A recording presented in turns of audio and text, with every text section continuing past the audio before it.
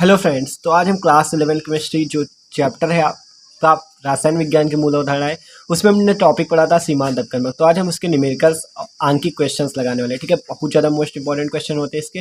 और आपको कोई भी क्वेश्चन रटना नहीं पड़ेगा कि इन्होंने ऐसे लगाया, सर ने ऐसे लगाया तो हम भी ऐसे लगा लेंगे। आपको एकदम फैक्ट से समझाएंगे कि क्वेश्चन कैसे लगाना है, कि आप भी कोई भी क्वेश्चन आ जाए तो आप लगा सको। ये नहीं कि इन्होंने ये वाला क्वेश्चन ऐसे ही लगाया तो ऐसे ही लगेगा। आपको एकदम फैक्ट से समझाएंगे कैसे लगाना जाता है। ठीक है, तो चलिए वीडियो को लास्ट तक जरूर देखिएगा। आपको ये 3 क्वेश्चंस बताएंगे जो कि बहुत ज़्यादा इंपॉर्टेंट है, उनसे आप सारे क्वेश्चंस लगा लोगे। ठीक है, तो चलिए शुरू करते हैं क्वेश्चन कैसे लगाएंगे। तो देखो, पहला क्वेश्चन कह रहा है 24.5 ग्राम पोटेशियम क्लोराइड का पूर्ण अपघटन करने पर ऑक्सीजन गैस की मात्रा प्राप्त होगी। कितनी मात्रा प्राप्त होगी ये पूछ रहा है। तो पहले लिखो क्या दिया है। 24.5 ग्राम कह रहा है पोटेशियम क्लोराइड। तो आपको पोटेशियम क्लोराइड का फॉर्मूला पता होना चाहिए, KClO3। ठीक है, ये जो होता है ये आपका होता है पोटेशियम क्लोराइड का फॉर्मूला। कह रहा है पोटेशियम क्लोराइड का पूर्ण अपघटन करने पर ऑक्सीजन गैस की कितनी मात्रा है, इसका मतलब ऑक्सीजन निकलेगी। तो जब हम पोटेशियम क्लोराइड KClO3, ये जो आपका पोटेशियम क्लोराइड है, जब इसका हम पूर्ण अपघटन करेंगे, ठीक है, तो ये जो KClO3 इसे हम कहते हैं क्या, पोटेशियम क्लोराइड। ठीक है, अब इसके अपघटन से क्या मिलेगा, ऑक्सीजन गैस मिलेगी। और क्या मिलेगा ये अभी हमें देखना है। तो और क्या आपका निकल सकता है, आप देख सकते हो यहाँ पर से पोटेशियम और क्लोराइड निकल सकता है। ऑक्सीजन तो निकल ही गई है। अब हमें क्या करना पड़ेगा, इस रिएक्शन को बैलेंस करना पड़ेगा। ठीक है, तो ये जो KClO3 से KCl+O2 बना, अब रिएक्शन को पहले बैलेंस करो तभी तो क्वेश्चन लगाओगे। देखो, 2 ऑक्सीजन इधर, 3 ऑक्सीजन, अगर हम इसमें 3 का गुणा कर दें तो ऑक्सीजन कितने, 6 ऑक्सीजन हो गए। इधर 3 है तो इधर कर दो 2 का गुणा, ऑक्सीजन कितने हो गए, 6। आप पोटेशियम और क्लोराइड बैलेंस कर दो, इधर 2 है तो इधर 2 का गुणा कर दो, बैलेंस रिएक्शन। तो देख सकते हो चंद सेकंडों में हमने पूरी रिएक्शन बैलेंस कर दी। 2 ऑक्सीजन थे, इसमें 3 का गुणा किया, 6 हो गए। अब इधर 3 है, इधर 6, इधर 2 का गुणा कर दिया, दोनों तरफ 6 हो गए। पोटेशियम 2 हो गए थे, इसलिए इधर भी 2 का गुणा कर दिया, रिएक्शन हो गई बैलेंस।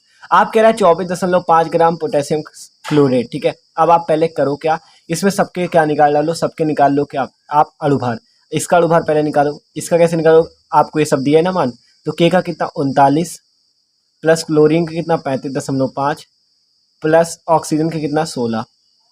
तो इसका मान कितना आएगा, मान कितना आएगा देखो, जब जोड़ोगे 16 9 25 30 कितना होगा 55, 5 कितना हो जाएगा 55 5 60 30 90 90.5 आएगा। ठीक है, सॉरी तो एक गड़बड़ कर दी, ऑक्सीजन 3 है तो 3 का गुणा भी तो करोगे।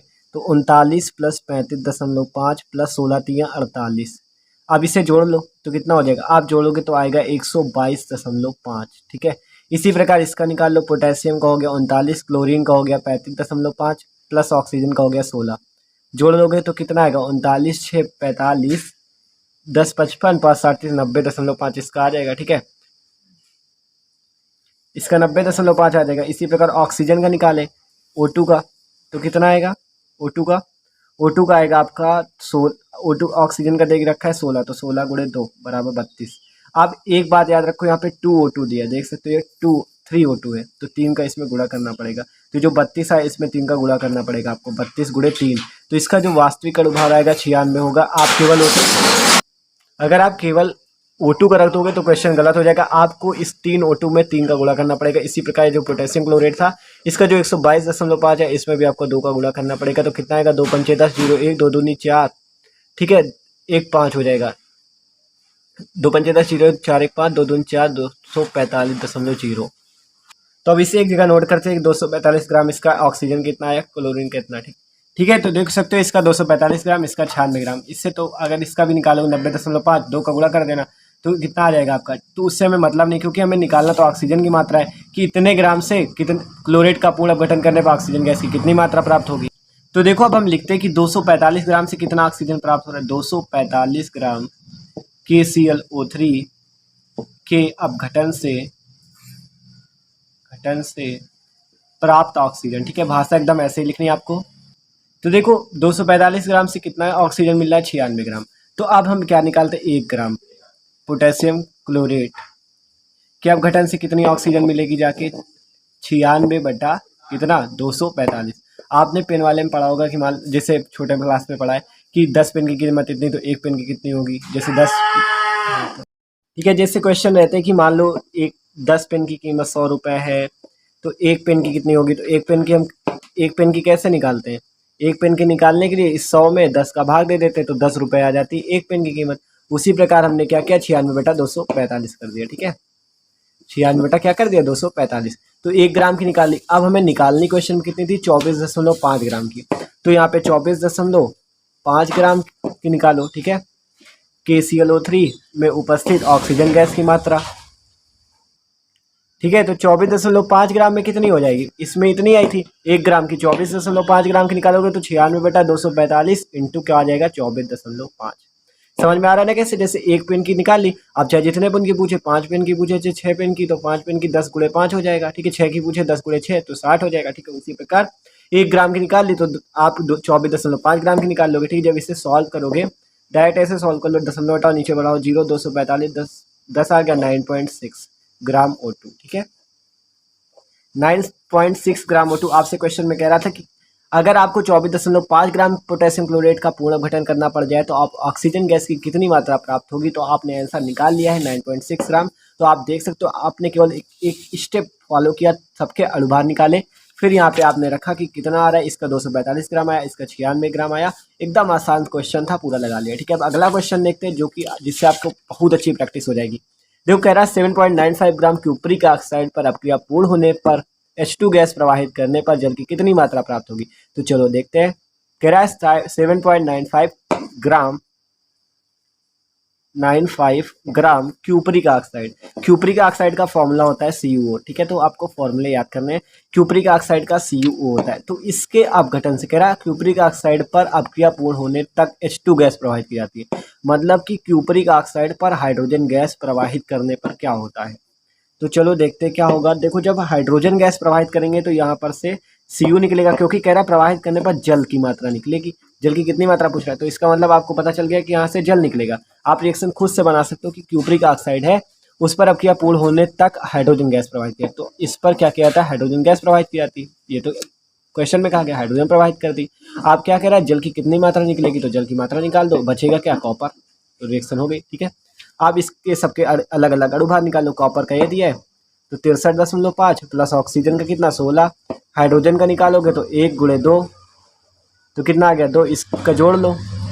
इसी तरह हमें जल की मात्रा निकाली तो इसका क्या करोगे, ऐसे निकालोगे तो 63.5 तो ये आ ही जाएगा। ठीक है, जल का 1 गुणे 2 है तो 2, हाइड्रोजन का 1 होता है ना, ये देखा है 1 गुणे 2 प्लस ऑक्सीजन का 16, 16 2 कितना हो गया 18, इसका 79.5, इसका आ गया 18। अब क्या करें, अब पूछ रहा है कि 7.95 ग्राम क्यूप्रिक ऑक्साइड पर अपक्रिया पूर्ण होने मतलब जल की मात्रा पूछ रहा है। तो पहले हम क्या करते हैं, 79 जैसे उस पर लिखा था 5 ग्राम क्यूप्रिक, कौन सी ऑक्साइड थी, क्यूप्रिक ऑक्साइड। ठीक है, क्यूप्रिक ऑक्साइड पर जल की मात्रा जो आएगी वो कितनी आ रही है, 18 ग्राम।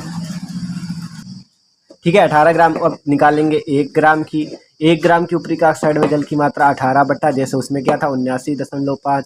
अब निकालने कितने में है, 7.95 में, तो 7.95 ग्राम में मात्रा निकालेंगे। देखो ये जो आपको यहाँ पे आपको वही लिखना होता है, जैसे कि इतने में ग्राम क्यूप्रिक ऑक्साइड पर अपक्रिया पूर्ण होने पर H2 गैस की प्रवाहित मात्रा पूछा है, तो वही लिखना क्यूप्रिक ऑक्साइड में अपक्रिया पूर्ण होने पर H2O की मतलब जो प्रवाहित मात्रा पूछ रहा है, सॉरी किसकी पूछ रहा है, हाइड्रोजन गैस प्रवाहित करने पर जल की, हाँ जल की मात्रा पूछ रहा है, तो जल की 18 ग्राम आ गई। 1 ग्राम में निकाला 18 बटे 79.5, 7.95 में निकालते हैं तो 18.79.5 इंटू 7.95। उसी प्रकार जैसे पेन वाला भी समझाया था ना कि 1 पेन की निकाल ली, चाहे 5 की निकालो चाहे 10 की, तो 5 का गुणा कर देंगे, 10 की कहेगा 10 का गुणा कर देंगे। उसी प्रकार 7.95 ग्राम की कही तो इसका गुणा कर दिया, दशमलव हटा लो, 1 0 यहाँ पड़ जाएगा, क्योंकि दो अंक जब हो जाएंगे बराबर में तो दशमलव हटा सकते हो। 795 में से काट दो, 10 आ गया 1 अब 18/10 है, 18/10 को हम क्या लिख देंगे 1.8 ग्राम। तो 1.8 ग्राम जो आ चुका है हमारा आंसर आ चुका है। देख सकते हो कितना आसान है। तो भाई आप देख सकते हो आपको एक एक पॉइंट एक एक स्टेप समझा रहे हैं कि कोई दिक्कत आपको ना हो, खुद से आप लगाओ क्वेश्चन, किसी के देखने से नहीं कि इसने ऐसे लगाया हम भी ऐसे लगाएंगे।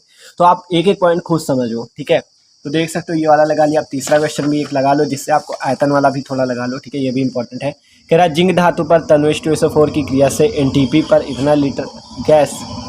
ठीक है, जिंक धातु पर अगर सल्फ्यूरिक अम्ल क्रिया करे तो उससे हाइड्रोजन गैस प्राप्त करने के लिए जिंक की कितनी मात्रा की आवश्यकता होगी।